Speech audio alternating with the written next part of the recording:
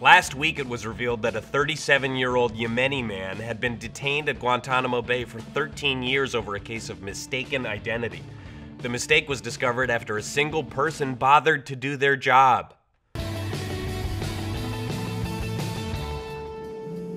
Mustafa Al-Aziz Al-Shamiri has spent the last 13 years confined in Gitmo after being mistaken for a high-level Al-Qaeda facilitator. It turns out that Mustafa, after over a decade in military prison without charge, was really a low-level foot soldier. His case is currently under review by the Defense Department, and it's likely that he'll be cleared for release in the near future. Hear how shady that sounded?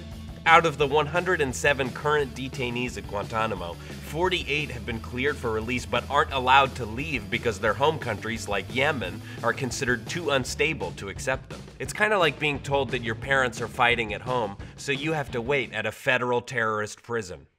And while President Obama signed a bill on his second day in office to shut Guantanamo down within 1 year, it doesn't look like he's ever going to be able to do so. Just this November, Obama signed a defense authorization bill that bars the White House from using funds to construct or modify any facility in the United States, its territories, or possessions to house any Guantanamo detainee.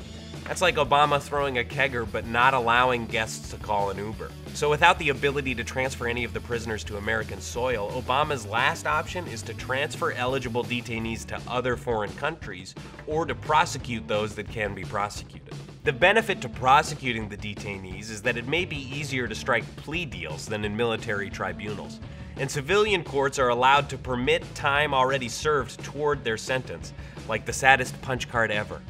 Once convicted, the detainees could be extradited to serve their sentences in their home country or even housed in a federal prison.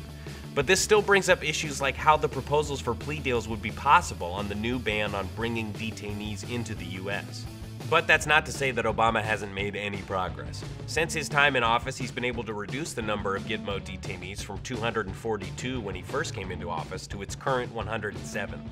But he's faced stiff opposition from a Republican-majority Congress who seem to be intent on torpedoing any of his proposals. So, while the president is still trying to make good on one of his very first campaign promises, the reality is that Guantanamo is likely going to be that one ghost which haunts his entire presidency.